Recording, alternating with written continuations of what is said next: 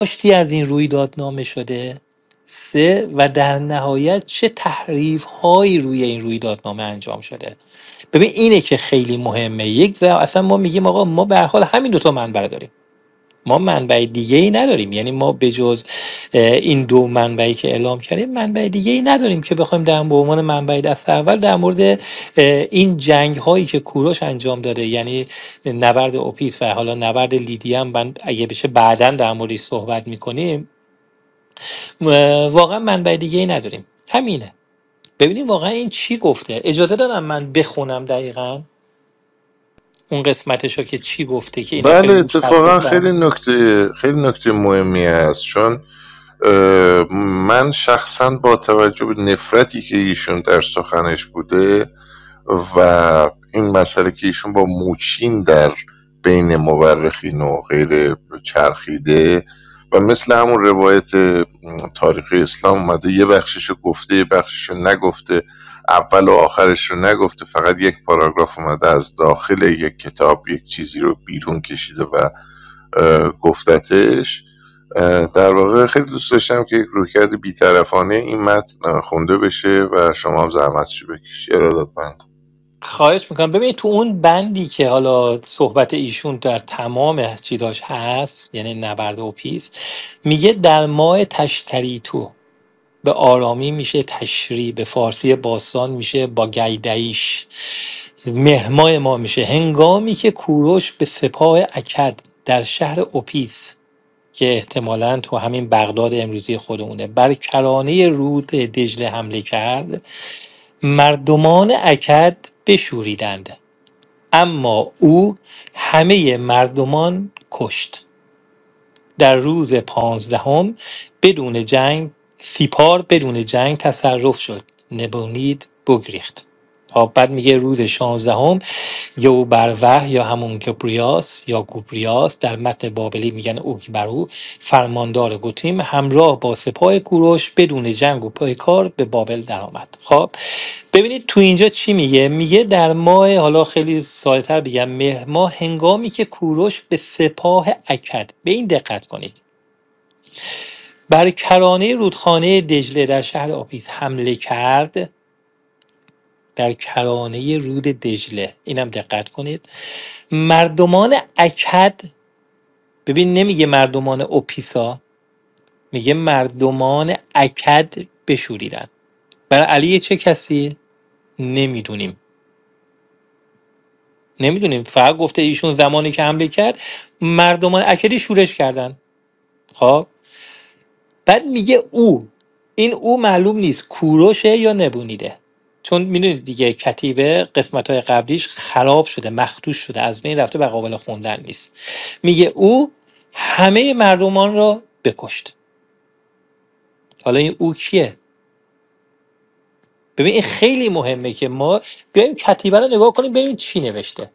حالا بیایید تفسیرهایی که ایشون کرده رو بیارید. من میخوای یه قسمت دیگه از صدای ایشون رو بذارم؟ اجازه دارم جناب پوریا در مورد همین ارادتمندم، قضیه خودتون است. صاحب اختیار، بفهم. بذارید من، ایشون اومده از داندامایوف یه مثالی آورده دقیقا تو همینجاست.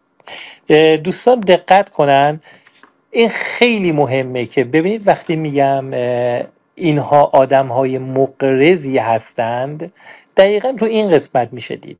شما مثالی که ایشون از داندامایوف میاره شما نگاه کنید.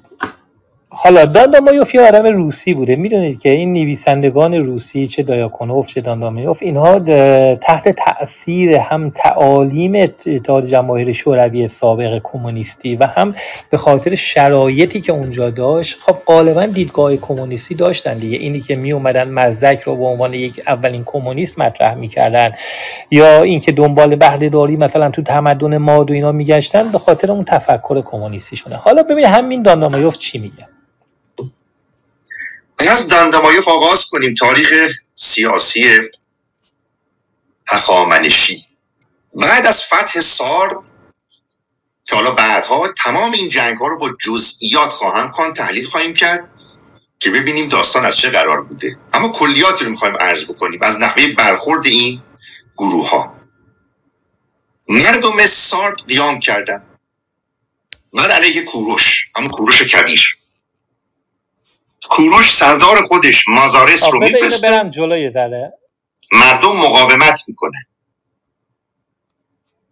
مینداختن. این آقای کوروش این کارو کرده. اگر شما میبینید در استوانه کوروش آمده من شهر بابل با صلح وارد شدم، دلیلش این بود که 2 روز قبل، 10 روز قبل، 13 روز قبل این جنایت ها رو انجام داده و بعدها اسکندر هم از این تبعیت میکرد و بعدها رخ داد در جاهای رو هم این گروه برای خودش ببخشید من یه در بردم جلو مدام، حالا بذار از اینجا گوش کنید. پس بخونیم اینها رو. از دندمایف آغاز کنیم. تاریخ سیاسی هخامنشی بعد از فتح سار که حالا بعدها تمام این جنگ ها رو با جزئیات خواهم خواند، تحلیل خواهیم کرد که ببینیم داستان از چه قرار بوده. اما کلیاتی رو میخوایم عرض بکنیم از نحوه برخورد این گروه ها.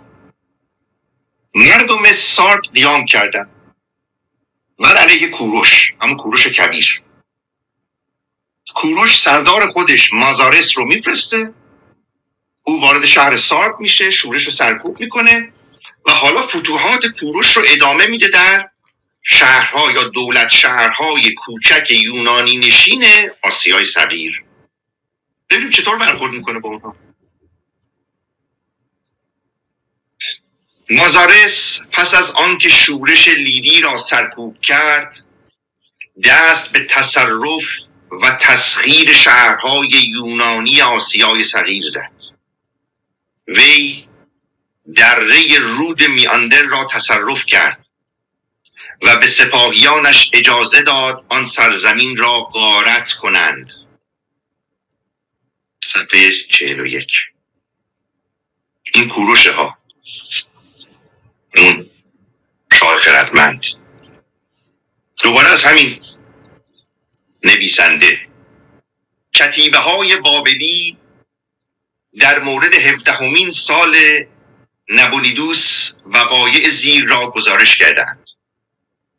در ماه تشریتو هنگامی که کوروش در اوپیس در کرانه رود دجله دست به نبرد زد، چون کوروش وقتی میخواست بیاد به طرف بابل در یکی از شهرهایی که نزدیک بود به بابل مردم مقاومت میکنه. حالا ببین چه اتفاقی رخ میده. دست به نبرد زد، سپاهیان آکاد عقب نشینی کردند. کوروش حمام خونی به راه انداخت و غنایمی به تاراج برد. در روز 14 سیپار بدون وقوع. خب دوستان اینجا رو گوش کردید. کوروش اول گفت مردم مقاومت کردن و کوروش حمام خونی به راه انداخت. این حمام خون را ایشون از کجاش پیدا کرده؟ در کجای این رویدادنامه نوشته کوروش حمام خون به راه انداخت؟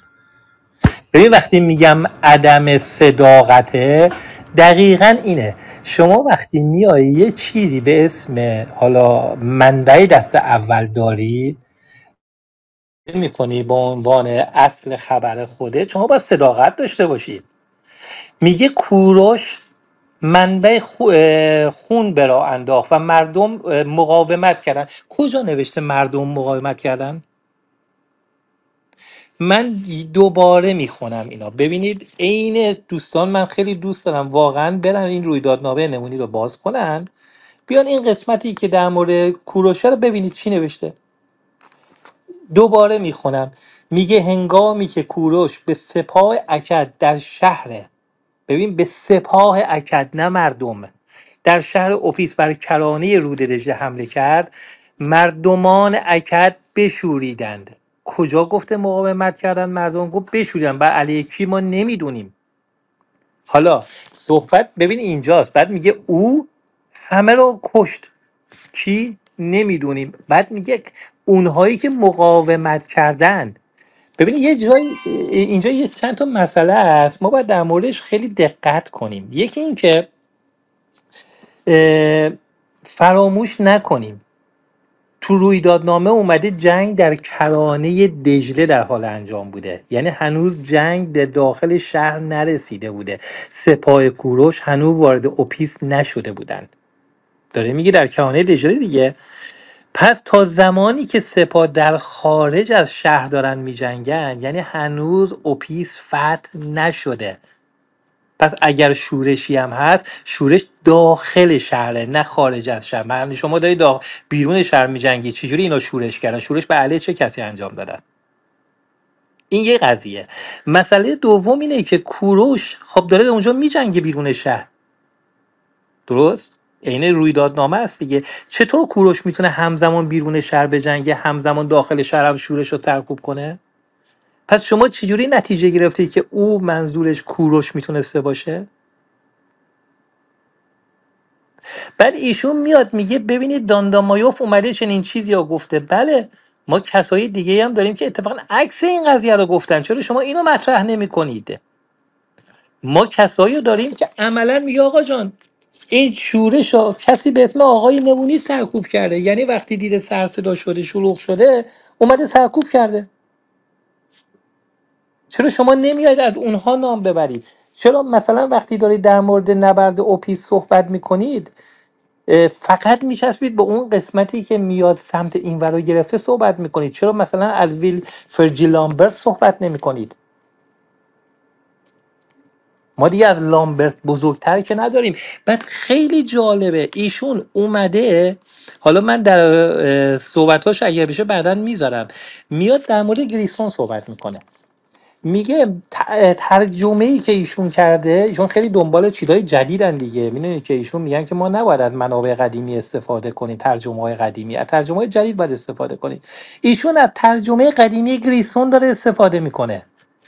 ترجمه گریسون برای سال 1966، در حالی که ما بزرگتر از لمبرت، پروفسور لمبرت، در تاریخ زبان بابلی نداریم.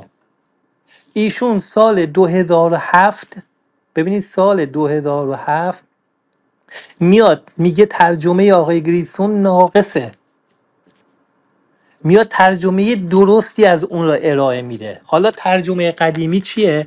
میگه هنگامی که کوروش، این آقای گریسون میگه، در اوپیس بر رود تیگرزید یا همون دجله در برابر سپاه اکد میجنگید، مردم اکد عقب نشینی کردند. ببین مردم عقب نشینی کردند دیگه، هیچی نیست. میگه او مردم را غارت کرد یا قتل عام کرد یا هر چی که این میگه. ترجمه آقای پروفسور لمبرت چی میگه؟ میگه هنگامی که کوروش در اوپا، یعنی اوپیس، بر کرانه دجله با سپاه اکد جنگ انجام میداد، نیشوهای اکدی عقب نشینی کردند. او همه نیشوها را کشت یا شکست داد. حالا بهتون میگم چرا شکست داد.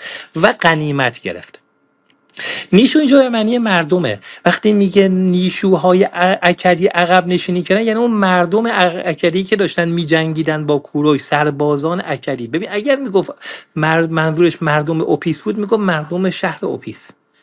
گفت اکدی یعنی سپاه اکد، سپاه کل کشور بابل. پس در مورد یه شهر صحبت نمیکنه.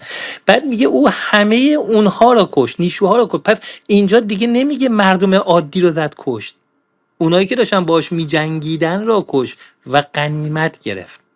اگر هم بپذیریم که این او کوروشه، که میگم اصلا رو اینم خیلی بحثه که خیلی ها اصلا اعتقاد دارن که این او کوروش نیست، نبونیده. حالا مثل پروفسور ارفعی، مثل پروفسور شهبازی، خیلی از خارجی ها مثل برن، مثل همین جناب لمبرت، اینا اصلا اعتقاد دارن که او کوروش نیست. بعد یه چیز جالب تر بهتون بگم، اینجا ما یه واژه‌ای داریم. خب این واژه هم باید خیلی بهش دقت کنیم که ایشون به این واژه خیلی دقت کرده. خب و اون واژه اینه که واژه کشتن یا کودا، خب به معنی کشتن نیست، به معنی شکست دادنه.